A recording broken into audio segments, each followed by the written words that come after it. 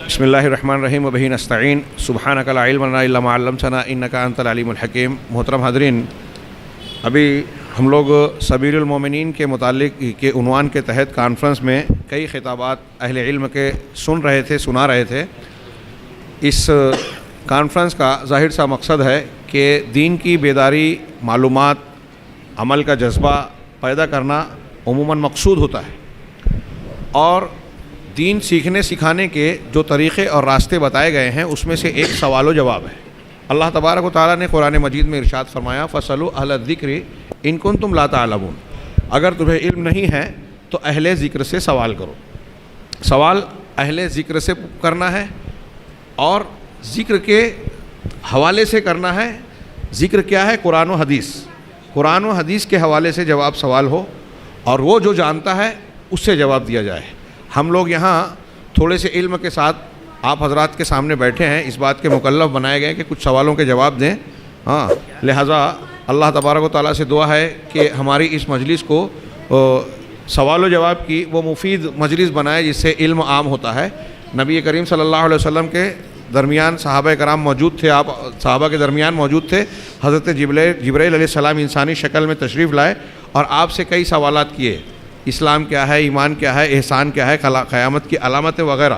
اور پھر آپ جب چلے گئے تو بعد میں حضرت عمر فاروق سے مل کر اللہ کے رسول صلی اللہ علیہ وسلم نے فرمایا کہ یہ جانتے ہو کہ یہ کون تھے؟ کہا نہیں، اللہ اور رسول اس کے بہتر جانتے ہیں۔ حضرت اللہ کے رسول صلی اللہ علیہ وسلم نے فرمایا کہ انہو جبرائیل جاءکم لیعلمکم اتاکم لیعلمکم دینکم، یہ جبرائیل تھے جو اس لیے آئے تھے کہ تم کو تمہارا دین سکھائیں، اور سکھانے کے لیے طریقہ کیا استعمال کیا؟ سوال و جواب کا۔ تو یہ سیکھنے سکھانے کے لیے ہوتا ہے، اور سیکھنے سکھانے یا سوال و جواب کے درمیان میں جب یہ بات مجلس میں جیسے کانفرنس کا یہ حصہ رکھا گیا ہے تو اس کا مقصد سیکھنا سکھانا ہے، افادہ اور استفادہ ہے۔ اس کا مقصد عالم کو چیلنج کرنا، یا اپنی قابلیت کا مظاہرہ کرنا، یا کسی مسئلے پہ اگر آپ کو پروگرام کے انتظام کرنے والوں سے اختلاف ہے تو ان سے سوالات کی روشنی میں اپنی بھڑاس نکالنا، یہ نہیں ہو سکتا۔ میرے ہاتھ میں کچھ سوالات ہیں جو اخوانیت، اقامت دین اور ان کے متوالوں کی طرف سے ہے، اور اس میں براہ راست جو ہے اہل حدیث جماعت کو، ان کے افراد کو نشانہ بنایا گیا اور مختلف قسم کے الزامات لگانے کی کوشش کی گئی ہے۔ اس میں سے کوئی سوال ایسا نہیں ہے جس کا جواب نہیں ہے، اور یہ عام طور سے رٹے ہوئے چبائے ہوئے لقموں کو دوبارہ پیش کیا گیا ہے، جس میں جو الزامات لگائے گئے ہیں جماعت اہل حدیث یا ان کے ماننے والوں پر کہ یہ فلاں کام نہیں کرتے، یہ دین کی اقامت کا کام نہیں کرتے۔ دین کی اقامت کا کام دنیا میں اگر قرآن و حدیث کے ماننے والے نہیں کرتے تو میرا دعویٰ ہے کوئی نہیں کرتا۔ دین کی اقامت کسے کہتے ہیں، دین کسے کہتے ہیں، یہ میں نے ابھی کچھ دن پہلے بھیونڈی میں آپ سے قریب بھیونڈی میں خطاب کیا تھا کہ انسان اور جن کی پیدائش کا مقصد عبادت یا حکومت، بہت وضاحت کے ساتھ بیان کیا ہے۔ اس سے پہلے اخوانیت پر کرلا میں، گلبرگہ میں اور شولہ پور میں میں نے خطابات کیے ہیں۔ اس میں سے کوئی سوال ایسا نہیں ہے جس کا جواب نہیں دیا۔ سعودی عرب یا کسی بھی ایسے لوگ، جو کوئی بھی جماعت ہو، کوئی بھی حکومت ہو، اگر وہ کوئی غلط کام کرتی ہے تو کوئی جماعت اہل حدیث کا یہ وتیرہ شیوا ہے ہی نہیں کہ غلط میں ان کی جو ہے تائید کی جائے۔ اگر اس کے جواب میں رد عمل میں یہ بتایا جائے کہ دین کی اقامت کا نعرہ لگانے والوں نے اقامت دین کا معنی نہیں سمجھا، نبی کے طریقے پر اقامت دین انہوں نے جانی ہی نہیں، سیکھی ہی نہیں، معلوم ہی نہیں ہے۔ اقامت دین میں وہاں اگر توحید ایک طرف دین کے قائم کرنے کے لیے توحید اور شرک کو نظر انداز کر دیتے ہیں کہ بھائی فاتحہ پڑھو کہ مت پڑھو، ایک ہو جاؤ، متحد ہو جاؤ، اقامت دین قائم کرو۔ کون سا دین قائم کرنا؟ کیا کسی نبی نے شرک والا دین پسند کیا، بدعت والا؟ آپ حکومت سے لڑنے کی بات کرتے ہو اور بولتے ہو کہ اہل حدیث جماعت کب اذان دے گی؟ اہل حدیث جماعت کے علاوہ شرک کا رد اور بدعت کا رد کون کر رہا ہے؟ اگر میں یہ باتیں کروں تو ظاہر سی بات ہے بدمزگی پیدا ہوگی۔ یہ سوالات بدمزگی پیدا کرنے کے لیے کیے گئے ہیں۔ میں نے جو اشارہ کیا ہے اس کو کافی سمجھیں کہ قرآن و حدیث کو اور شرک کو رد کرنا اصلی اقامت، قرآن و حدیث کو نافذ کرنا، شرک اور بدعت کا رد کرنا اصلی اقامت دین ہے۔ جو لوگ آپ کو یہ نہیں بول سکتے کہ یہ سنت کا طریقہ یہ ہے یا اللہ کے رسول صلی اللہ علیہ وسلم کے یہاں اختلافی مسئلہ ہے، لوگوں سے ڈر جاتے ہیں۔ جہاں نبی نے کام کیا، دعوت دی انفرادی شخصیت میں، وہاں آپ مصلحت کے تحت کہتے ہو کہ یہ دعوت مت دو، اور جہاں آپ کو مکلف نہیں ہے، جہاں لڑ نہیں سکتے، وہاں کہتے ہو کہ یہاں اذان دو۔ کلمۃ حق کی نندہ سلطان جائر کا حوالہ دیا گیا ہے۔ یہ ساری چیزیں، یہ ساری باتیں میں بہت واضح انداز میں کہنا چاہتا ہوں کہ کہ یہ آج کا پروگرام اس کا مقام نہیں ہے. اگر کسی کو بہت خواہش ہے کہ ان سوالوں کا جواب چاہیے تو وہ ہم لوگوں سے رابطہ قائم کر سکتا ہے، اور اس موضوعات کی ہمارے جو خطابات ہیں، تقریریں ہیں، کتابیں ہیں، آج جو ساری چیزیں ہو رہی ہے وہ سن سکتا ہے. اس میں سے کوئی چیز ایسی نہیں ہے جس کا جواب نہیں دیا گیا ہے. اللہ تبارک و تعالی ہم لوگوں کو خیر کی توفیق عطا فرمائے. اور یہ دین کے نام پہ اگر ہم کام کرنا چاہتے ہیں تو یہ انداز، یہ خطاب جو اس میں کیا گیا، میں پڑھ کے سناؤں تو وہ بھی برا لگے گا. یعنی ایک دین سیکھنے سکھانے والوں کا انداز جو ہے محبت کا ہونا چاہیے. اللہ تبارک و تعالیٰ نے حضرت موسیٰ علیہ السلام سے کہا تھا اذهب الی فرعون انہ طغی، فرعون کے پاس جاؤ، اس نے سرکشی کی ہے. اور پھر کہا فقل هل لک، سورہ دوسرے مقام پہ کہا قولا لہ قولا لینا. موسیٰ علیہ السلام اور ہارون علیہ السلام دونوں نبی ہیں، ان سے کہہ رہے ہیں اللہ تعالیٰ کہ تم ان سے نرم بات کرنا. ہاں، فرعون سے زیادہ سرکش کوئی ہو سکتا ہے؟ اور موسیٰ سے اچھے داعی اور ہم مبلغ ہم لوگ ہو سکتے ہیں؟ تو ہم کیوں سخت باتیں کریں، کیوں دل میں بغض و عناد رکھیں؟ اگر ہمارا مقصد آخرت کی کامیابی ہے تو یہ انداز، یہ طریقہ، یہ اسلوب ترک کرنا ہوگا، اور افہام و تفہیم، فائدے اور استفادے کا طریقہ اختیار کرنا ہوگا، اور اجر و ثواب اور جنت کے حصول کے لیے، اللہ کی خوشنودی کے لیے کام کرنا چاہیے. اس میں بو آتی ہے کہ ہم اس کی بجائے گروہی عصبیت کا شکار ہیں. اللہ تبارک و تعالی ہم سب کو ایسی نفسیات سے بچائے جو ہمیں دین کے اصل مقصد سے دور لے جانے والی ہے، اور اس کام کو کرنے کی توفیق عطا فرمائے جس میں ہمارے دنیا اور آخرت کی بھلائی ہو، ہمارا اور دوسروں کا، مسلمانوں کا فائدہ ہو. وآخر دعوانا الحمدللہ رب العالمین.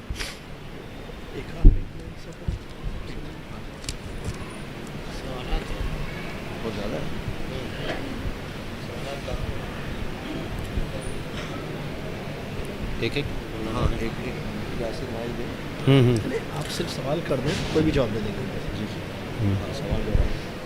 السلام علیکم ورحمۃ اللہ وبرکاتہ.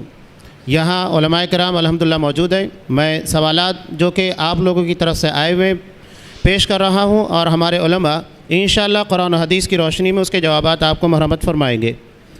سوال ہے، ہمارے گھر میں بہت ساری پریشانیاں آ رہی ہیں، اس کے لیے کوئی دعا بتائیے. ہمارے گھر میں بہت ساری پریشانیاں آ رہی ہیں، اس کے لیے کوئی دعا بتائیے. بسم اللہ الرحمن الرحیم وبہ نستعین. گھر کی پریشانیوں کو دور کرنے کے کئی طریقے قرآن و حدیث میں موجود ہیں. اللہ کے رسول صلی اللہ علیہ وسلم کی سنت مبارکہ میں کافی تفصیل ہے، اور اس پر آپ اہل علم کے خطابات سنتے رہتے ہوں گے. ایک باتوں کی طرف میں اشارہ کروں گا. اس کا یہ مطلب نہیں ہوگا کہ میرا جواب کامل اور مکمل ہے. اگر ہمارے شیخ چاہیں گے تو اس میں اضافہ کر سکتے ہیں. حضرت فاطمہ، بخاری کی حدیث ہے، حضرت فاطمہ رضی اللہ تعالی عنہ گھر میں پریشان تھیں. ایک پریشانی کی کئی قسمیں ہوتی ہیں. تو پریشان تھیں، ایک تو یہ چکی پیس کر ان کے ہاتھ میں چھالے پڑ گئے تھے. آپ نے بخاری کی وہ روایت سنی ہوگی. پتہ چلا کہ نبی کریم صلی اللہ علیہ وسلم کی خدمت میں 2 غلام آئے. وہ آپ کے گھر پہنچی. ام المومنین حضرت عائشہ صدیقہ رضی اللہ تعالی عنہا سے ملاقات ہوئی. بتایا کہ رسول اللہ صلی اللہ علیہ وسلم موجود نہیں ہے. انہوں نے آنے کا مقصد بتایا کہ میں اس طریقے سے پریشانی کا شکار تھی، اور یہ پتہ چلا کہ 2 غلام ہیں، تو میں نے سوچا کہ ایک غلام میں لے لوں بحیثیت ملازم کے، وہ میرے یہاں کام کریں گے. ام المومنین نے کہا کہ ٹھیک ہے، رسول اللہ صلی اللہ علیہ وسلم کی آمد پر میں آپ کو اس سے باخبر کر دوں گی. حضرت فاطمہ رضی اللہ تعالی عنہ واپس آ گئیں. اللہ کے رسول صلی اللہ علیہ وسلم جب شام میں گھر تشریف لائے، یہ اطلاع ملی، تو آپ حضرت علی اور حضرت فاطمہ رضی اللہ عنہما کے گھر تشریف لائے. وہ دونوں بستر پر لیٹ چکے تھے. اٹھنے لگے، کہا لیٹے رہو، اور ان کے پیروں پر ہاتھ رکھا. اور پھر اللہ کے رسول صلی اللہ علیہ وسلم نے حضرت فاطمہ رضی اللہ تعالی عنہا سے کہا کہ کیا میں تم کو ایسی چیز نہ بتاؤں جو تمہارے لیے غلام سے بہتر ہے؟ جب تم بستر پر آؤ تو 33 مرتبہ سبحان اللہ کہو، 33 مرتبہ الحمدللہ کہو، اور 33 مرتبہ اللہ اکبر، یا 34 مرتبہ، اور 34ویں مرتبہ 33 مرتبہ پڑھ کر لا الہ الا اللہ وحدہ لا شریک لہ لہ الملک و لہ الحمد وہو علی کل شیء قدیر. کہا یہ غلام سے بہتر ہے.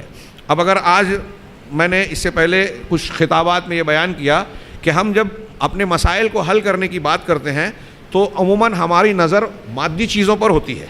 مادی یعنی کہ کوئی نوکری کر رہا ہے یا فلاں کام اور فلاں کام.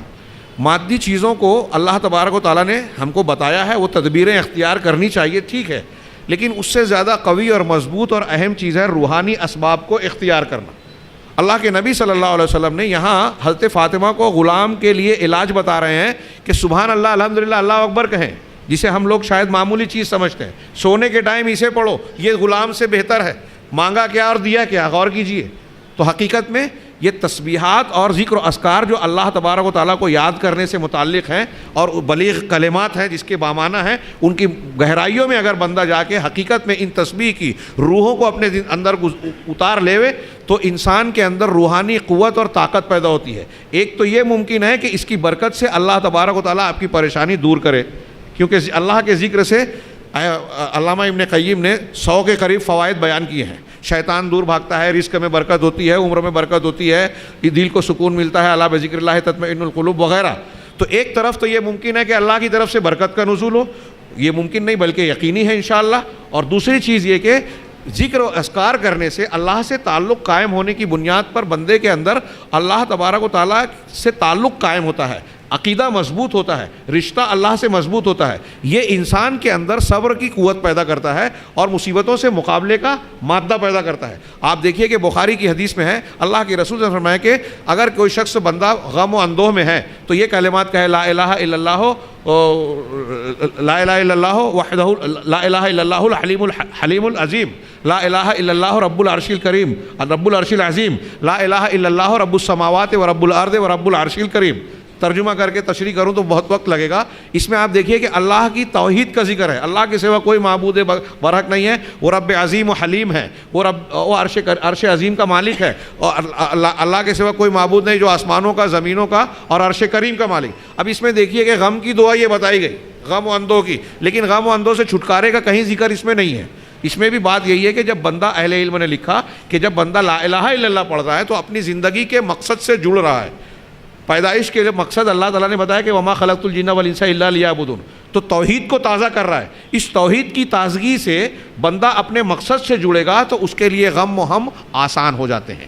یہ ایک چیز میں نے بتائی ذکر و اذکار کی شکل میں، اس کی اور بھی دلیلیں ہو سکتی ہیں۔ ایک چیز یہ ہے کہ گناہوں سے معافی مانگی جائے۔ ہمارے گھر سے برکتیں، مصیبتیں، برکتیں جو روٹتی ہیں اس کی وجہ گناہ ہوتے ہیں۔ علامہ ابن سیرین رحمہ اللہ، آپ نے نام سنا ہے، مشہور تابعی، وہ کہتے ہیں کہ اگر میرے گھر میں میری باندھی لونڈی اگر مجھ سے کوئی بدتمیزی کرتی ہے یا کوئی میں اس کی طرف سے ایسی چیز دیکھتا ہوں جو مجھے ناگوار گزرتی ہے تو مجھے اس بات کا جائزہ کرتا ہوں، محاسبہ لیتا ہوں، اپنا محاسبہ کرتا ہوں کہ مجھ سے کہیں اللہ کی کوئی نافرمانی تو نہیں ہو گئی۔ اگر کوئی نافرمانی ہوئی ہے تبھی اس کے نتیجے میں یہ ہوا۔ قرآن و حدیث کی بہت ساری دلیلیں اس بات پر گواہ ہیں کہ اللہ تبارک و تعالیٰ کی پکڑ، مصیبت گناہ کی وجہ سے آتی ہے۔ اللہ تبارک و تعالیٰ نے کئی مقامات پہ فرمایا، وَكَذَلِكَ نُوَلِّي بَعْضَ الظَّالِمِينَ بَعْضًا بِمَا كَانُوا يَكْسِبُونَ، بعض ظالموں پر بعض ظالموں کو ہم مسلط کرتے ہیں ان کی کرتوتوں کی وجہ سے۔ اگر ہم اپنے سے نیچے والے، اپنے مزدور ہیں، بیوی بچے ہیں، وہ ہم سے کمزور ہیں، ہمارے ماتحت ہیں، اگر ہم ان پر ظلم کر رہے ہیں تو اللہ ہمارے اوپر ایسے حاکموں کو، ایسے ہمارے مالک کو مسلط کرے گا جو ہم پر ظلم کریں گے، ہمارے حقوق کی حق تلفیاں کریں گے۔ لہٰذا آدمی کو چاہیے کہ گناہوں سے توبہ کرے سچی، اور اپنے گناہ کو جب چھوڑے گا، اللہ سے جڑے گا تو اللہ تبارک و تعالیٰ مصیبتوں، پریشانیاں دور کرے گا۔ اب رہ گئی بات کہ دعا بتاؤ، تو یہ دو دعائیں تو میں نے بتائی۔ اللہ تبارک و تعالیٰ نے دعائے کرب بھی بتائی ہے، اللہ کے رسول نے دعائے کرب بتائی ہے۔ صحیح مسند احمد کی صحیح روایت ہے کہ اللہ کے رسول نے فرمایا کہ جب بندے کو کوئی غم و اندوہ ہو اور وہ یہ دعا پڑھے تو اللہ تعالیٰ اس کے غم کو دور کرے گا۔ وہ تھوڑی سی لمبی دعا ہے، اللہم انی عبدک وابن عبدک وابن امتک ناصیتی بیدک ماضٍ فی حکمک عدل فی قضاؤک اسألک بکل اسم هو لک سمیت بہ نفسک وانزلتہ فی کتابک او علمتہ احدا من خلقک او استأثرت بہ فی علم الغیب عندک۔ یہ اپنی بندگی کا ذکر ہے، شروع میں اللہ کے ناموں کا وسیلہ ہے، اور پھر اس کے بعد جو ہے جو جائز وسیلہ ہے، اور پھر آخر میں یہ ہے ان تجعل القرآن ربیع قلبی، میں تجھ سے ان سارے وسیلوں کے ساتھ یہ مانگتا ہوں کہ تو قرآن کو میرے دل کی بہار بنا دے، و نور صدری، میرے سینے کا نور بنا دے، و جلاء حزنی و ذہاب ہمی، اور میرے حزن و ملال اور غم کو دور کرنے کا ذریعہ بنا دے۔ یعنی قرآن سے غم و اندوہ دور ہوتا ہے۔ قرآن کو پڑھیے، قرآن پر عمل کیجیے، اللہ تبارک و تعالیٰ مصیبتوں کو دور کرے گا۔ یہ میں نے چند باتیں عرض کی ہیں۔ نیکیاں کرنے سے اللہ کی برکتیں ہوتی ہیں، گناہوں سے توبہ کرنے سے اللہ تبارک و تعالیٰ مصیبتوں کو ٹالتا ہے، صدقہ کرنے سے مصیبتیں ٹلتی ہیں جیسا کہ حدیث میں موجود ہے۔ اللہ تبارک و تعالیٰ ہمیں خیر کی توفیق عطا فرمائے۔ جزاک اللہ خیر۔ سوال ہے، کیا بیوی کو اپنی ماں کے گھر یا کسی اور کے گھر جانے کے لیے یا گھر سے باہر نکلنے کے لیے اپنے شوہر کی اجازت لینا ضروری ہے؟ بسم اللہ الرحمن الرحیم، الحمدللہ رب العالمین والصلاة والسلام علی رسولہ الامین، اما بعد۔ سوال آپ نے سنا، جواب اس کا یہ ہے کہ جی ہاں بیوی کو اپنے شوہر سے اجازت لینا ضروری ہے. وہ گھر سے باہر جانا چاہتی ہے، اپنی اماں کے گھر جانا چاہتی ہے، یا کسی اور غرض کے لیے جانا چاہتی ہے، کسی اپنی کام کے لیے، تو شوہر کی اجازت لے کر اس کو جانا چاہیے. جزاک اللہ خیر. سوال ہے کیا بزنس میں پیمنٹ لیٹ آنے پر پینلٹی لگانا جائز ہے؟ ایک منٹ. اب مزید اس میں یہ بھی کہ جو ابھی پچھلا سوال تھا، یہ نہیں سنا میں نے سوال، ایک منٹ. تو اجازت شوہر، اچھا بیوی کب ہم نے بتا دیا، بیوی کیا بغیر اجازت کے جا سکتی ہے؟ نہیں، بیوی کو چاہیے کہ اجازت لے کر جائے. شوہر کیا کرے، اجازت دے یا نہ دے؟ تو یہ بھی مزید ہے، ضروری ہے بات واضح کرنا. بیوی کے حوالے سے تو بتا دیا. اب کہیں شوہر صاحب یہ نہ کہیں کہ بھائی سوال سنے تھے، جواب سنے تھے کہ نہیں سنے ہیں، اب میں اجازت دوں گا تو جاؤ. تو وہ ظلم نہ کرے، وہ دیکھے کہ اگر واقعی جو ہے حاجت ہے، ضرورت ہے، جیسے والدہ ہیں، بیمار ہیں یا ملنا چاہتی ہیں، امی کی یاد آ رہی ہے، ظاہر بات ہے احساسات کا خیال اور بیویوں کے ساتھ اچھی زندگی گزارنا نبی صلی اللہ علیہ وسلم کی تعلیمات سے. خیرکم خیرکم لأہلی وانا خیرکم لأہلی. نبی علیہ الصلوۃ والسلام کی بہت ساری آپ سیرت حدیثیں پڑھیں تو کس طریقے سے نبی علیہ الصلوۃ والسلام نے جو ہے اپنی بیویوں کے ساتھ زندگی گزاری. تو شوہر ظالم نہ بنے، شوہر اجازت دے، اگر وہ معقول بات ہے اور حاجت ہے تو اس کی اجازت دے. جزاک اللہ خیر. سوال ہے کیا بزنس میں پیمنٹ لیٹ آنے پر پینلٹی لگانا جائز ہے؟ بزنس میں پیمنٹ لیٹ آنے پر پینلٹی لگانا، جرمانہ لگانا. بزنس میں پیمنٹ نہیں آ رہا ہے، پیمنٹ لیٹ آ رہا ہے، ہاں تو جو تاریخ کی اس سے لیٹ آیا ہوا ہے. دیکھیے بزنس میں شیخ سنیں ذرا، کچھ اضافہ حذف و اضافہ تو بتائیں ضرور. پیمنٹ سوال، بزنس میں پیمنٹ وقت پر نہیں آ رہا ہے تو اس میں پینالٹی جرمانہ لگایا جائے. اس کو دیکھنے کے لیے دیکھیے، اس کے جواب کے لیے ایک حدیث آپ کو میں بتا دوں. وہ چیز اگر اس میں شامل ہو تو پھر کل قرض جر نفعا فہو عین الربا یا جر منفعتا. ہر وہ قرض آپ نے کسی کو دیا، آپ کو واپس آنا ہے، آپ کو نفع کھینچ کے لے کر آتا ہے، فائدہ اس سے ہو رہا ہے. قرض آپ نے دیا ہے اور وہ فائدے کے ساتھ آ رہا ہے تو یہ سود ہے. اگر وہ چیز اس میں شامل ہے تو پھر ایسی صورت میں جائز نہیں ہوگی. شیخ نے جو جواب دیا وہ قرین ثواب ہے، میں بھی یہی سمجھ رہا ہوں. پینلٹی کی کئی شکلیں لوگ اختیار کرتے ہیں. آج کل کچھ کمپنیاں کچھ اسکیمیں اس طرح کی نکالتی ہیں کہ وہ یہ شو کرنا چاہتی ہیں کہ بعض لین دین جو ہے ہم سے آپ کریں گے تو یہ مسلمانوں کے اسلامی قاعدے کے دائرے میں بیٹھتی ہیں. ہمارے ہاں ایک فتویٰ یہ پوچھا جاتا ہے کبھی کبھی، میں تھوڑی سی وضاحت کر دوں کیونکہ یہ سوالات بہت آتے ہیں اور حقیقت یہ ہے کہ ان سوالات میں ہم لوگوں کو جواب دینے میں دقت آتی ہے. نئی نئی شکلوں میں حلال حرام کی بات کہنا کوئی آسان بات نہیں ہے. حضرت عبداللہ بن مسعود کہتے ہیں مجھ سے کوئی حلال حرام پوچھتا ہے تو میرے رونگٹے کھڑے ہو جاتے ہیں. تو ہماری کیا حیثیت ہے. بہرحال جو کچھ سمجھ رہا ہوں، ایک چیز محسوس کرتا ہوں، اس لیے اس کی تھوڑی سی وضاحت یہ کرنا چاہتا ہوں کہ کچھ اسکیمیں اس طرح کی بنتی ہیں کہ اگر آپ نے فلاں قرض لیا، گورنمنٹ کی ایک اسکیم نکلی راجیو گاندھی اسکیم یا اندرا گاندھی اسکیم، تو آپ کے لیے اتنا قرض نوجوانوں کے لیے فلاں نام پہ دیا جا رہا ہے، گھر کے لیے فلاں چیز کے لیے. اب اگر آپ نے اتنی مدت میں اس کو ادا کر دیا اتنی قسطوں میں تو آپ کو سود بیاج کچھ بھی نہیں لگے گا. لیکن اگر آپ اس مدت سے زیادہ ٹائم لگاتے ہیں تو آپ کو سود لگ جائے گا.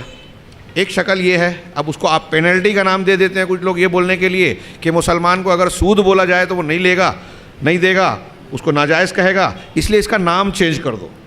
جیسے اللہ کے رسول نے کہا نا ایک دور آئے گا کہ لوگ شراب پئیں گے دوسرا نام رکھیں گے. تو ایسے ہی نام تبدیل کرنے سے حقیقت تبدیل نہیں ہو جاتی. بہرحال اگر اہل علم کا جواب ہے، اب کچھ نوجوان یا لوگ سوال کرنے آتے ہیں کہ اگر ہماری یہ نیت ہو کہ ہم ایسا قرض لے لیں گورنمنٹ اسکیم سے یا بینک سے اور اس کے بعد جو ہے 2 سال کی مدت اگر دی ہے گورنمنٹ نے کہ ہر مہینہ اتنی قسط بھر کے قرض ختم کر دو تو 0% سود ہوگا، تو ہم ایسا کر لیتے ہیں. لیکن اگر 2 سال کے بعد ہوگا تو میں نے ایک مثال دی تو قرض سود لگ جائے گا. تو ہماری یہ نیت ہے کہ 2 سال میں ہم چکا دیں گے. تو اہل علم کا یہ فتویٰ ہے اس سلسلے میں اور صحیح فتویٰ ہے کہ جب رولز اور کنڈیشن میں کیا بولتے ہیں اس کو، کنڈیشنز اور ٹرم اور کنڈیشنز میں اس کی شرائط میں، لین دین کی شرائط میں قرض کا حصہ، سود کا حصہ موجود ہے تو اس بنیاد پر ایسا لین دین کرنا جائز نہیں ہوگا. اس لیے کہ آپ نے یہ سوچ کر لیا کہ 2 سال میں ادا کر دوں گا اور سود سے بچ جاؤں گا. لیکن کیا یہ آپ گارنٹی دے سکتے ہیں کہ 2 سال کی ہر مہینے میں آپ کو کوئی مصیبت نہیں آئے گی, کوئی تکلیف نہیں آئے گی؟ آپ یقینی طور سے آپ کا جو آمدنی کا ذریعہ ہے اس میں آپ کو لگتا ہے کہ میں اتنا پیسہ بچا کر بینک کی قسط ادا کر دوں گا یا لون کا کو ادا کرتا جاؤں گا, لیکن کہیں ایسی رکاوٹ بھی پیدا ہو سکتی ہے کہ آپ لون ادا نہ کر سکتے وقت مقررہ پہ, لہذا اس سود میں آپ ملوث ہو سکتے ہیں. اب پینلٹی کی جہاں تک بات ہے, پینلٹی کی ہم کو کہتے ہیں کچھ لوگ ایسا, ابھی بجاج کی اسکیم چل رہی ہے, اس کی میں نے کئی لوگوں سے معلومات لی تو لوگ الگ الگ دیتے ہیں. دیکھیے اب اسی میں علماء کرام کو جواب دینے میں دقت ہوتی ہے کہ ٹرم اور کنڈیشن ٹھیک اگر معلوم ہو تو وہ دیکھ سکتے ہیں کہ شرعی اصول و ضوابط سے وہ چیز ٹکرا رہی ہے یا موافق ہے. تو بعض مرتبہ حقیقت یہ ہوتی ہے کہ ایک چیز آپ کی ایک قسط آپ نے 8 مہینے کی قسط پر ایک چیز خریدی, فریج خریدا, بیچ میں آپ کے 1 مہینہ گیپ ہو گیا کسی وجہ سے, پیسہ ادا کرنے میں آپ کے بینک میں اکاؤنٹ میں پیسہ نہیں تھا اور آپ کا چیک جو ہے وہ کیا بولتے ہیں اس کو باؤنس ہو گیا, تو ایسی صورت میں بولتے ہیں کہ وہ پینلٹی لگے گی. پینلٹی کس بات کی لگے گی؟ سود کسے کہتے ہیں؟ ابھی شیخ نے ایک روایت پیش کی, وہ روایت تو ضعیف ہے لیکن اصولاً تمام لوگ متفق ہیں اہل سنت کہ وہ اصولاً ثابت ہے. کل قرض جر منفعۃ فہو ربا, ہر وہ قرض جو نفع کھینچے وہ سود ہے. اب سود اسی چیز کو کہتے ہیں کہ آپ کو کسی نے قرض دیا اور اس مدت کی بنیاد پر اسی پیسے پر پیسہ لے رہا ہے, تو اگر پیسے پر پیسہ لینے کی شکل پینلٹی میں بن رہی ہے تو یہ ناجائز اور سود ہوگا. اور اگر پینلٹی کی بعض شکلیں ایسی بنتی ہیں, کچھ لوگ بولتے ہیں کہ وہ سروس چارج بنتا ہے, جو آفس میں بیٹھے ہیں ان کا کچھ خرچ ہوتا ہے اسٹیشنری کا اور فلاں کا اور نوکروں کو ملازمت کا وہ دینے کے لیے, ایسی کچھ چیزیں بیٹھتی ہے تو اس میں گنجائش نظر آتی ہے. لیکن جو پینلٹی بولی جا رہی ہے اور جس طرح کا سوال کیا گیا ہے تو بادی النظر میں جو ظاہر ہوتا ہے وہ یہی کہ وہ سود کو پینلٹی بول کر حرام کو جائز کرنے کی کوشش ہے. واللہ عالم بالصواب. جزاک اللہ خیرہ. سوال ہے, کیا حج یا عمرہ کے پیسے 1 سال ایڈوانس میں دینا جائز ہے؟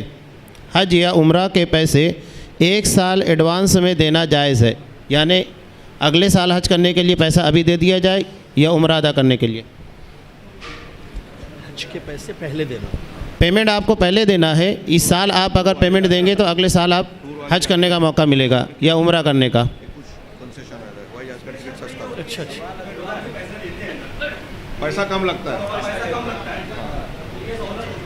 جی دیکھیے, جیسا کہ سوال سے ظاہر ہے تو جواب اس کا یہ ہے واللہ عالم کہ کوئی حرج نہیں ہے اس میں. اگر ایڈوانس میں پیسہ دے رہے ہیں اور بعد میں جو ہے اس پر عمل ہو رہا ہے, جیسے حج کرنا ہے پہلے پیمنٹ دی جا رہی ہے, تو کوئی حرج نہیں اس میں, کوئی مسئلہ. کیونکہ دیکھیے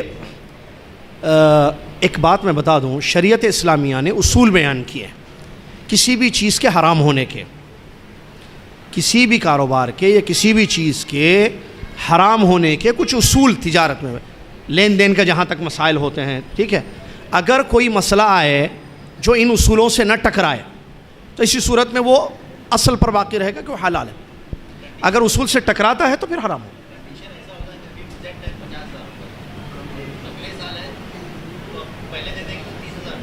تو وہ ٹکٹ ٹھیک ہے, ٹکٹ اس میں ہوائی کمپنیوں کی اسکیمیں ہوتی ہیں نا کہ بھائی آپ اگر اتنے پہلے دے دیں گے, ہاں جی, تو آپ کو کم ملے گا. یہ تو وہی ہے نا, سفر سے پہلے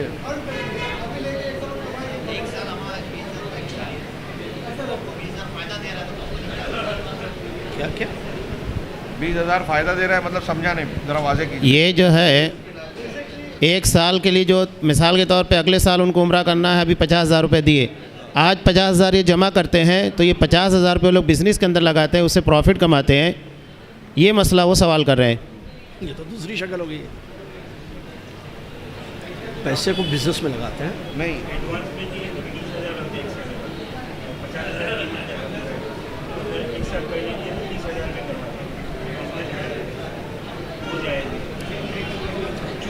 اگلا سوال بول رہے ہیں. نہیں دیکھیے, یہ جو سوال کیا گیا ہے اور شیخ نے جو جواب دیا, ایک سادھارن ویو میں اگر کوئی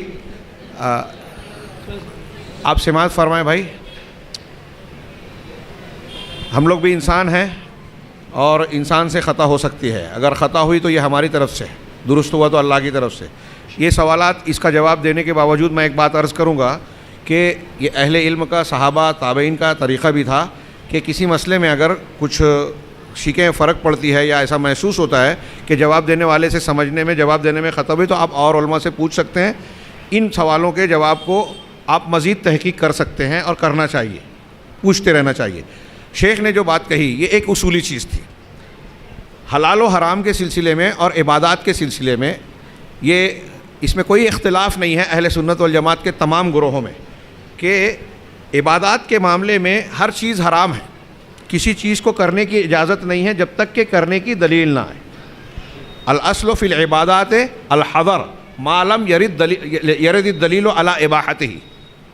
ہاں، اور معاملات میں الاصل فی الامور الاباحہ، امور میں معاملات زندگی میں اصل جو ہے بنیاد ہے ہر چیز جائز ہے، ما لم یرد الدلیل علی الحرمہ او علی الحظر، جب تک کہ حرام ہونے کی دلیل نہ آئے. یہ اصول بھی قرآن و حدیث سے ہی نکلا ہے. اللہ کے رسول اللہ تعالیٰ کا فرمان قل لا اجد فیما اوحی الی محرما، یہ قرآن کی آیت ہے. میں نے اشارہ کیا کہ یہ بات جو میں کہہ رہا ہوں یہ کوئی عقلی بنیاد پر محض نہیں ہے. تو اللہ اس اصول کی بنیاد پر شیخ نے یہ فرمایا کہ جو چیز آپ کے ہاں آ رہی ہے ہمارے سامنے کے حج کی رقم لینے کے لیے جو ایڈوانس میں لے رہے ہیں 1 سال پہلے، تو بظاہر ہمارے یہاں لین دین ہو رہا ہے اور ہمیں یہ دکھائی دے رہا ہے کہ اگر سال 1 مہینہ پہلے لیتے ہیں تو مثال کے طور پہ وہ 1 لاکھ روپیہ لے رہے ہیں، اور سال بھر پہلے لے رہے ہیں تو 30,000 40,000. یہ ایک میں مثال دے رہا ہوں جو فگر کا فرق ہو سکتا ہے. تو یہ فرق پڑتا ہے. کیوں پڑ رہا ہے؟ اس لیے کہ وہ یہ کہتے ہیں کہ اگر ہم لوگ سال بھر پہلے ٹکٹ بک کرواتے ہیں کسی بھی ایئر کمپنی میں، ہوائی جہاز کا ٹکٹ بک کراتے ہیں، تو وہاں اسکیمیں ہوتی ہیں کہ اگر اتنے دنوں پہلے آپ نے ٹکٹ بنایا تو آپ کو اتنا پرسنٹ جو ہے کم میں ٹکٹ مل جائے گا. تو جو ٹکٹ مثال کے طور پہ 30,000 کا تھا وہ ٹکٹ 10,000 میں مل رہا ہے فرض کیجئے، تو 20,000 کا اس کو فائدہ ہو رہا ہے. یہ ایک چیز. اور بعض ٹور آرگنائزرز نے یہ بھی بتایا، میں نے ان سے سوال کیا تو انہوں نے بتایا کہ صرف یہاں ہوائی کمپنیوں سے ہی ہم کو کنسیشن نہیں ملتا، بلکہ جب ہم مکہ میں یا مدینہ میں جو ہوٹل اور قیام گاہیں بک کرتے ہیں اتنے دن پہلے بک کرتے ہیں تو پہلے سے بک کرنے کی وجہ سے وہاں بھی ہمیں کنسیشن مل جاتا ہے. تو دونوں جگہ پیسہ بچ جانے کی وجہ سے ہم یہاں جو ہے ہمارے کلائنٹ کو، یعنی جو ہمارا جانے والا ہے، ہم اس کو سہولت دے رہے ہیں. یہ اس معاملے میں اگر سمپل بات دیکھتے ہیں تو ہم کو جائز نظر آتا ہے. لیکن اب یہ جو سوال بتا رہے ہیں کہ کچھ لوگ یہ کرتے ہیں کہ بیفور لینے کے بعد اس کو بزنس میں لگا رہے ہیں، یا ایک صاحب نے غالباً یہ کہا کہ بیفور لے کر انہوں نے کسی کمپنی کے شیئر خرید لیے یا بینک میں رکھ کے اس کا سود لے رہے ہیں. اگر وہ سود لے رہا ہے، اگر بینک کا یا کوئی ناجائز طریقہ کار اختیار کر رہا ہے تو پھر تو سوالیہ نشان ہے اور یہ مناسب نہیں ہوگا، ٹھیک نہیں ہوگا. لیکن پھر بھی اگر آپ کے علم میں نہیں ہے اور کوئی آدمی لا علمی میں یہ کر رہا ہے تو آپ اس کے مکلف نہیں ہیں. ایک مسلمان ہے، ہم اس مسلمان کے تعلق سے حسن ظن یہ رکھتے ہیں کہ وہ حرام سے بچنے کی کوشش کرے گا، یا کم از کم یہ کہ آپ اسے متنبہ کر دیں کہ بھائی حرام طریقہ اس میں اختیار نہ کیا جائے. جو کنسیشن اور کمی ہمیں مل رہی ہے، ہم اللہ کی عبادت کے لیے، حج کے لیے، عمرے کے لیے جا رہے ہیں، تو اس میں کوئی ایسی بات نہ ہو جس سے شریعت کی خلاف ورزی ہوتی ہو. لہذا ہم اپنا احتیاط کریں. اللہ تعالیٰ نے قرآن میں ارشاد فرمایا ہے فاتقوا اللہ ما استطعتم، جتنی تمہاری طاقت ہو اللہ سے اتنا ڈرو. اگر ہماری طاقت کے باہر کوئی چیز ہے تو وہ اللہ تعالیٰ اس کے بارے میں انشاءاللہ ہم سے سوال نہیں کرے گا. اللہ عالم بالصواب. جزاک اللہ خیرہ. سوال ہے، حلال روزی ملنے میں تکلیف ہو رہی ہے تو اس کے لیے کوئی قرآنی یا نبی کریم صلی اللہ علیہ وسلم سے ثابت شدہ دعا بتائیے. حلال روزی کو حاصل کرنے کے لیے قرآن و حدیث سے کوئی ثابت شدہ دعا بتائیے. بھائی قرآن اور حدیث کی جو عمومی دعائیں ہیں، جیسے آپ نے قرآن کی بہت ہی مشہور ربنا آتنا فی الدنیا حسنہ وفی الآخرۃ حسنہ وقنا عذاب النار، مثال کے طور پہ یہ دعا پڑھی تو دنیا کے حسنہ میں رزق حسن بھی آ گیا، بلکہ اور قریب آ گیا. اسی طریقے سے اللہ کے رسول صلی اللہ علیہ وسلم کا طریقہ تھا، فجر کی نماز کے بعد آپ سلام پھیرتے ہوئے دعا مانگتے تھے اللہم انی اسألک علما نافعا ورزقا طیبا وعملا متقبلا. بڑی پیاری دعا ہے. دین کی شروعات کرنے سے پہلے رسول اللہ صلی اللہ علیہ وسلم نے 3 چیزیں مانگی. یہ 3 چیز مل گئی تو آپ کا دین بالکل وصول ہو گیا، آسان ہو گیا، خیر کا کام ہوا. اے اللہ میں تجھ سے نفع بخش علم مانگتا ہوں. علم سب سے پہلی ضرورت ہے، مفید علم. پہلی چیز یہ روحانی ضرورت ہے ہدایت کی. دوسری چیز بار یہ رزقاً طیبہ. رزقاً طیبہ کا مطلب یہ کہ پاکیزہ رزق یعنی حلال رزق. وعملا متقبلا، روزی پالوں، صحیح علم پالوں تو اب مجھے ایسے عمل کی توفیق دے جو تیرے ہاں قابل قبول ہو. تو رزق کی تنگی کو دور کرنے کے لیے مطلب رزق کے حصول کے لیے ایک تو یہ واضح طور سے رزقاً طیبہ ہے. ابھی میں نے خطاب میں ایک تقریر کا ذکر ایک دعا کا ذکر کیا, نبی کریم سے ثابت ہے اللہم انی اسألک الہدی والتقی والعفاف والغنی. تو غنا اس میں مانگی گئی ہے کہ مجھے غنا دے دے. غنا یعنی مالداری. اب یہ مالداری بے نیازی کئی طریقے کی, کیونکہ دل کی بے نیازی ہوتی ہے. کچھ لوگ ایسے ہوتے ہیں کہ مال بہت ہو گیا لیکن دل فقیر کا فقیر رہتا ہے. ہاں, وہ غریب ہی رہتے ہیں, ہاتھ پھیلاتے ہیں, روتے ہیں, اللہ کا شکر ادا نہیں کرتے. ہاں, کچھ لوگ ایسے ہیں جو مالی اعتبار سے کمزور ہوتے ہیں. تو غنا میں مالی غنا اور دل کا غنا دونوں آ گیا. اے اللہ تو مجھے غنا دے دے. ہاں, مقروض ہے, اللہم, میں تو کہتا ہوں قرض کے علاوہ بھی آپ مانگے اللہم اکفینی اللہم اکفینی بحلالک عن حرامک. اے اللہ مجھے اپنے حلال کے ذریعے سے, ابھی آپ نے پوچھا کہ رزق حلال کمانے میں تکلیف ہو رہی ہے, تو یہ دعا سکھائی رسول اللہ صلی اللہ علیہ وسلم نے. ترمذی میں حضرت ام سلمہ رضی اللہ تعالیٰ عنہ کہتی ہیں کہ اللہ کے رسول نے فرمایا جو یہ دعا پڑھے گا اس کی نیت ہوگی قرض کو لے کر ادا کرنے کی, تو پہاڑ کے برابر بھی اگر قرض ہوگا تو اللہ مرنے سے پہلے ادا کر دے گا. تو کہا میں بلا جھجک قرض لیتی تھی, ام المومنین فرماتی ہیں, اور یہ دعا پڑھتی تھی اور اللہ میرا قرض ادا کر دیتا تھا. اللہم اکفینی بحلالک عن حرامک. اے اللہ مجھے اپنے حلال رزق کے ذریعے حرام سے بچا لے, یعنی حلال مجھ کو کافی کر دے حرام سے بچا کر. واغننی بفضلک عمن سواک, اور تیرے سوا جو ہیں, تیرے سوا جو بھی ہے اس سے تو مجھے بے نیاز کر دے, کسی کے آگے ہاتھ پھیلانے کی نوبت نہ آئے. تو یہ دعا ہے. اور اس کے علاوہ میں ایک عمومی بات یہ عرض کرنا چاہتا ہوں کہ صبح اور شام کی جو مسنون دعائیں ہیں تعداد کے اعتبار سے, ہمارے ہاں کچھ چیزیں, بہت ساری چیزیں ایجاد کر لی گئی ہیں, یہ دعا وہ دعا, تو وہ جو رسول اللہ صلی اللہ علیہ وسلم سے ثابت نہیں ہے نا, آپ دعا کی حیثیت سے کبھی کبھار مانگ سکتے ہیں. مسنون دعائیں جو ہیں نا ان میں, اس پر اگر آپ عمل کرتے ہیں تو اس کا ایک فائدہ یہ ہے کہ آپ سنت کی اتباع کر رہے ہیں. سنت کی اتباع کا فائدہ الگ ملے گا. اور رسول اللہ صلی اللہ علیہ وسلم نے جو صبح شام کی سونے کے وقت کی دعائیں بتائی ہیں ان میں سے آپ دیکھیے کہ حدیثوں میں ہر دعا کا الگ الگ فائدہ بتایا ہے. سونے کی دعا کے وقت بتایا ہے اللہم رب السماوات السبع ورب الارض ورب العرش العظیم ربنا ورب کل شیء فالق الحب والنوى منزل التوراۃ والانجیل. یہ آخری دعا لمبی ہے, آخری حصہ اس کے کہ اے اللہ تو اول ہے, اللہم انت الاول فلیس قبلک, تو اول ہے تجھ سے پہلے کوئی نہیں, تو آخر ہے تیرے بعد کوئی نہیں, تو ظاہر ہے تجھ سے اوپر کوئی نہیں, تو باطن ہے تجھ سے نزدیک کوئی نہیں. آخر جملہ کیا ہے؟ اللہم انت الاول وانت الظاہر فلیس فوقک شیء وانت الباطن فلیس دونک شیء.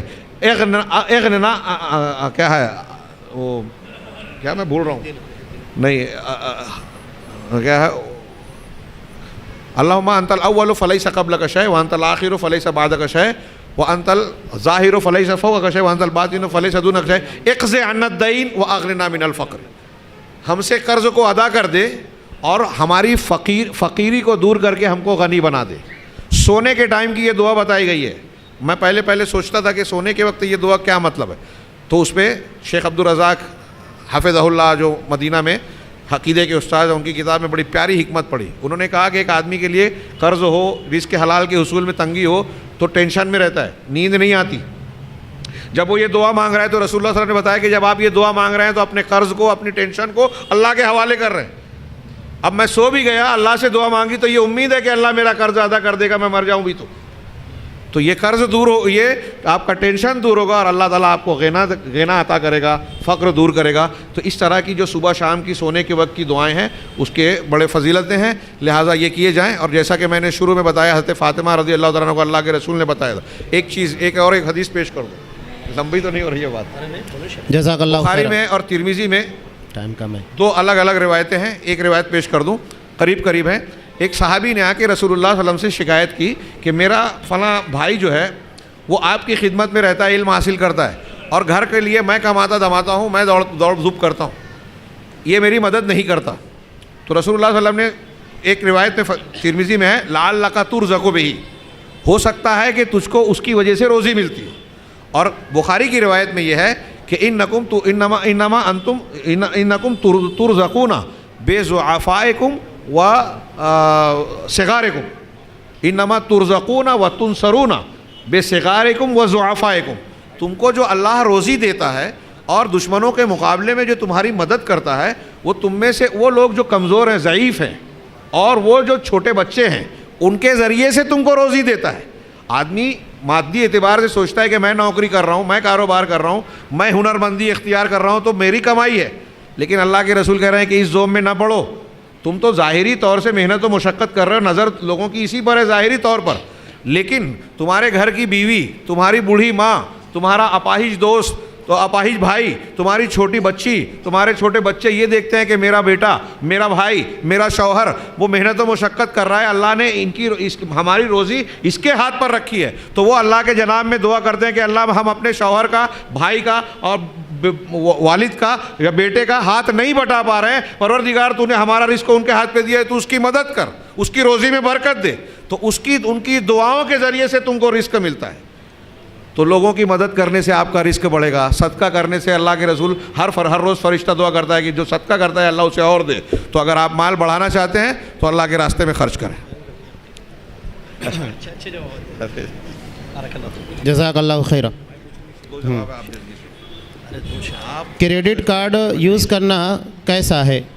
کریڈٹ کارڈ یوز کرنا کیسا ہے؟ بولو, یہ سب یہاں کے مسئلے ہیں. اس کے بعد میں شیک لگا رہا ہوں. میں استعمال نہیں کرتا, آپ میں نہیں کرتا. اس سوال کا پس منظر مجھے لگتا ہے کہ میں اگر سیدھے سے یہ کہہ دوں کہ کر سکتے ہیں اور نہیں کر سکتے ہیں, دونوں پہ نئے سوال کھڑے ہوں گے. کر سکتے ہیں تو کیوں, نہیں کر سکتے ہیں تو کیوں. تو سوال کی وجہ بھی سمجھ میں یہ آتی ہے کہ چونکہ کریڈٹ کارڈز کا سلسلہ جو ہے, معاملہ جو ہے وہ بینکوں سے جڑا ہوا ہے, اور بینکوں کا لین دین سودی ہے. بینکوں کے لین دین کی 3-4 شکلیں ماضی میں بتائی جاتی تھی کہ کمرشیل بینک ہوتے ہیں, اور پیسے پہ پیسہ کمانے والے بینک ہوتے ہیں, اور فلاں ہوتے ہیں. لیکن آج لوگ بتاتے ہیں کہ سارے بینک دھندے کاروبار شیئر مارکیٹس میں کوئی پیسہ ویسا لگانے کی بجائے اپنی اسکیموں میں ہی پیسہ کماتے ہیں, پیسوں پہ پیسہ کماتے ہیں. سود دینے کی شرح الگ ہے, لینے کی شرح الگ ہے. لینے کی شرح اگر 14% ہے تو دینے کی شرح 9% ہے, مثال کے طور پہ کچھ کم زیادہ ہوگی.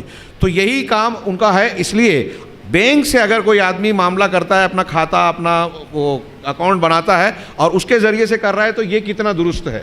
تو میرے حساب سے سوال کو تھوڑا بڑھا دینا چاہیے کہ کریڈٹ کارڈ کے علاوہ کیا بینک میں ہم اکاؤنٹ کھول سکتے ہیں یا نہیں. ہاں, تو اس کا جواب یہ ہے کہ اللہ تعالیٰ نے فرمایا فاتقوا اللہ ما استطعتم, جتنی تمہاری طاقت ہے تم اللہ تعالیٰ سے ڈرو. اگر ہمارا کام بینک کے بغیر چل سکتا ہے, یہ میرا جواب ہے, میں اس کو صحیح سمجھتا ہوں. اہل علم موجود ہیں, آپ لوگ موجود ہیں, کوئی غلطی ہو تو بتا دیں, اور غلطی ہو تو میری طرف. کہ چونکہ اللہ تعالیٰ نے سودی لین دین سے منع کیا ہے, کھلا حرام کہا ہے, وَأَحَلَّ اللَّهُ الْبَيْعَ وَحَرَّمَ الرِّبَا, اور سود کو انتہائی شنی, لینے دینے والے کو, لکھنے والے کو, سب کو لعنت بھیجی ہے, لہذا وہ حرام ہے. تو میں یہ عرض کرنا چاہتا ہوں کہ ایک مسلمان کو چاہیے کہ اگر بینک کے بغیر اس کا کام چل سکتا ہے تو حتی الامکان اس سے بچے, اس میں اکاؤنٹ نہ کھولے, اس سے بچنے کی کوشش کرے. لیکن آج کے جو ماحول کی بات ہے, جہاں تک ابھی بی جے پی گورنمنٹ آئی تو انہوں نے تو سارے ہندوستانیوں پہ لاگو کیا, اور کہیں کہیں ایسی اسکیمیں اور ایسی چیزیں کی ہیں کہ اب وہ کمپلشن نظر آتا ہے کہ بینک اکاؤنٹ آپ کھولیں. تو اگر ہماری مجبوری ہے تو ہم بینک میں اکاؤنٹ کھولیں.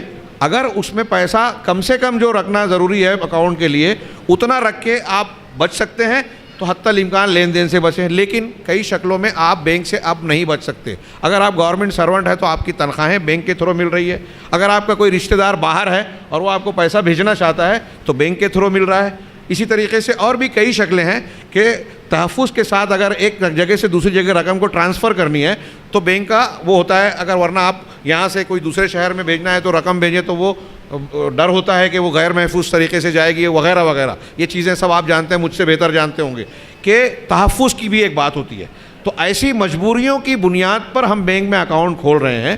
اب ایسے میں وہ جو کچھ لوگ کہتے ہیں کہ بینک کے اس میں آپ نے جب کیا تو اللہ تعالیٰ نے قرآن میں فرمایا کہ نیکی اور تقوی کے کام پر مدد کرو, گناہ اور برائی کے کام پر, ظلم کے کام پہ تعاون نہ کرو. اسی آیت کی بنیاد پر میں نے کہا کہ اگر آپ بچ سکتے ہو تو اکاؤنٹ نہ کھولو. لیکن اگر آپ کے پاس کوئی چارہ کار نہیں ہے, گورنمنٹ سرونٹ ہیں, یا کاروبار اور بزنس اتنا بڑا ہے کہ آپ بینک کے لیے اکاؤنٹ کے بغیر کام نہیں کر سکتے ہیں, تو آپ مجبور ہیں ہندوستان کے جیسے ماحول میں اب اس میں آپ اکاؤنٹ کھولیں. لیکن ایسا کھولنے کے بعد ظاہر سی بات ہے کہ آپ کریڈٹ کارڈ بھی یوز کریں گے, اس کا پاس بک بھی یوز کریں گے.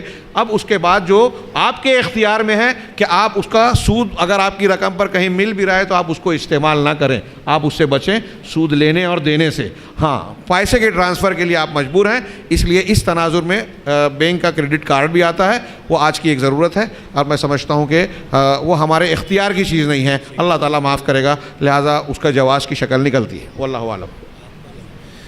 اس مجلس کا آخری سوال ہے جو خاص طور سے شیخ ابو رضوان محمدی حفظ اللہ سے پوچھا گیا ہے کہ کیا فضائل میں ضعیف احادیث کو قبول کیا جا سکتا ہے؟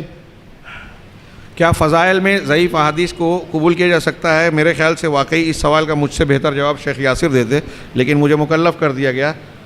شیخ سے التجا ہے کہ تفصیل ضروری ہو تو بیان کر دیں.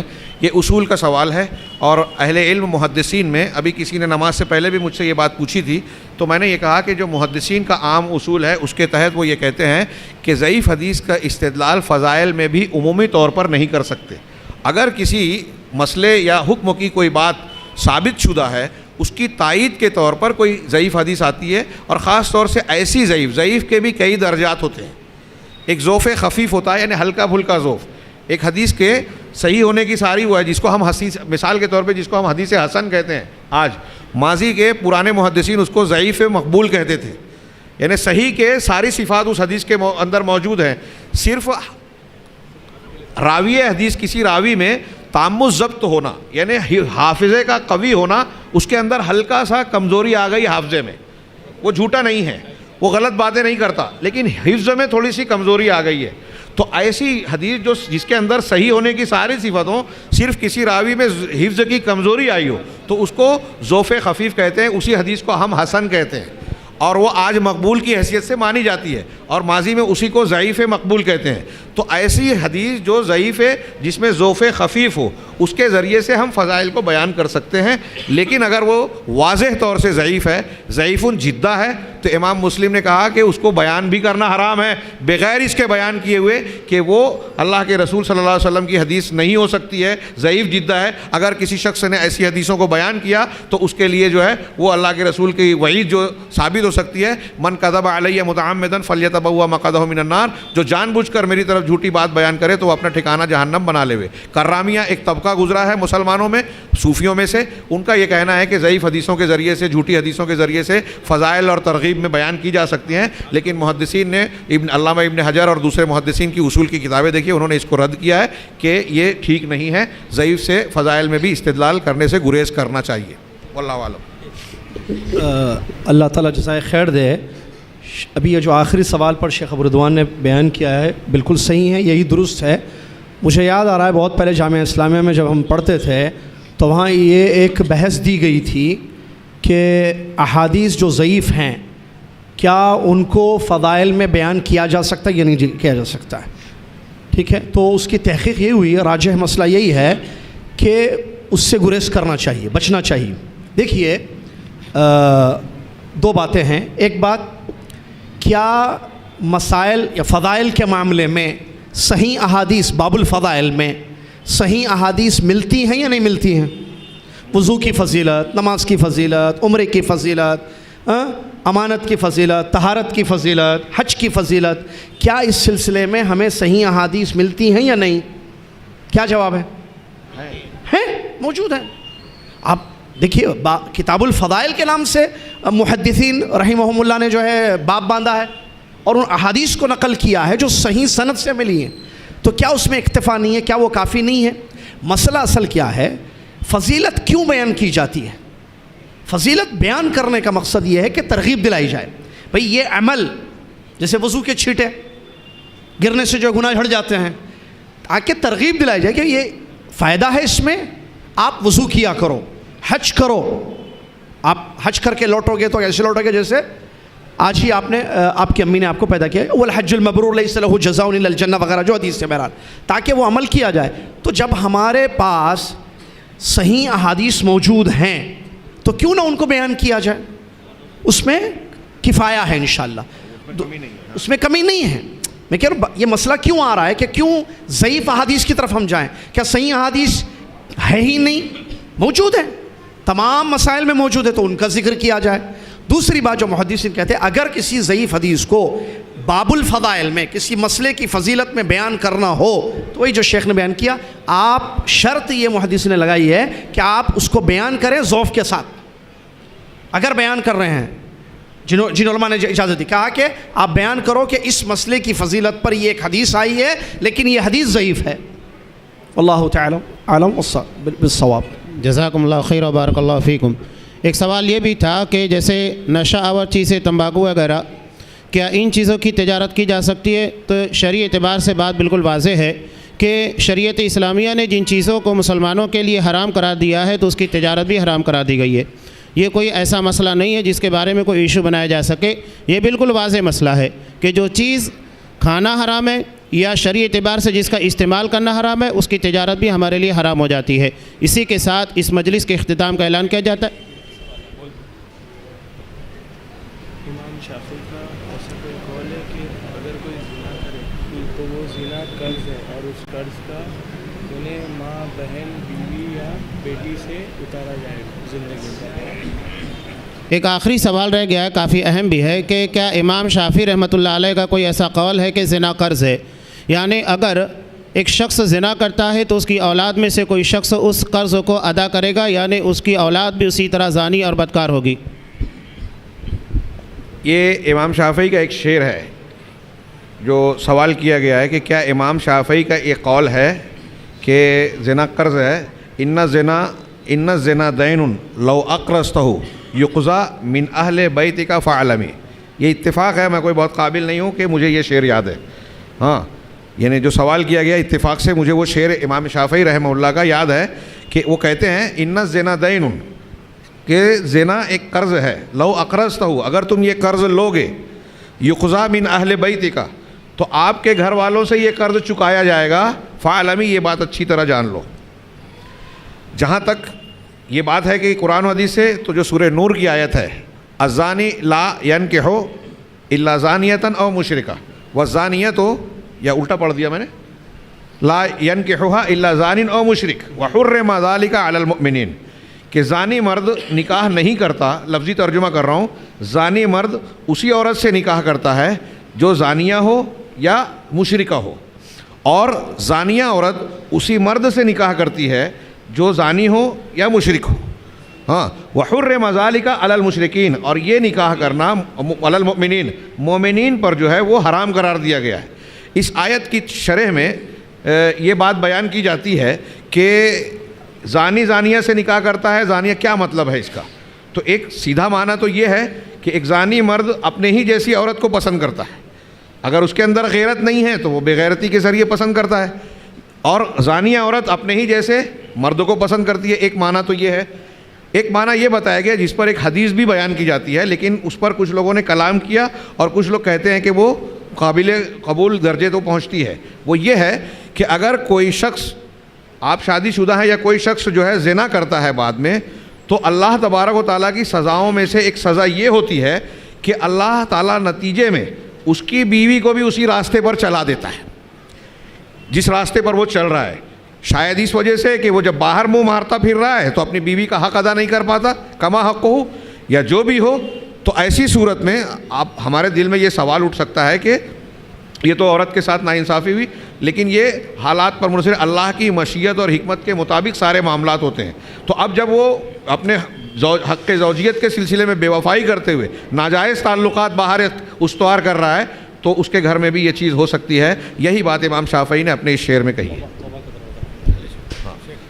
اس سلسلے میں مطلب اگر کوئی شخص اس راستے پر چل پڑا ہے یا اس سے سرزد ہوئے ہے گناہ بشری تقاضے پر، تو شیخ یاسر جابری نے بات کو تکمیل کرنے کے لیے پہنچایا. واقعی یہ بات درست ہے کہ ہم میں سے ہر شخص کو سچی توبہ کرنے چاہیے، اور جو شخص اس راستے پر چلا گیا ہے اسے اپنے دل کی گہرائیوں سے پکے ارادے کے ساتھ اللہ کے جناب میں نادم ہو کر یہ سوچنا چاہیے. توبہ جب کرے گا تو انشاءاللہ امید ہے کہ آپ جس طرح اپنے آپ کو صاف کریں گے تو آپ کے گھر کی عزت بھی صاف ستھری رہے گی انشاءاللہ. جزاکم اللہ خیر و بارک اللہ فیکم.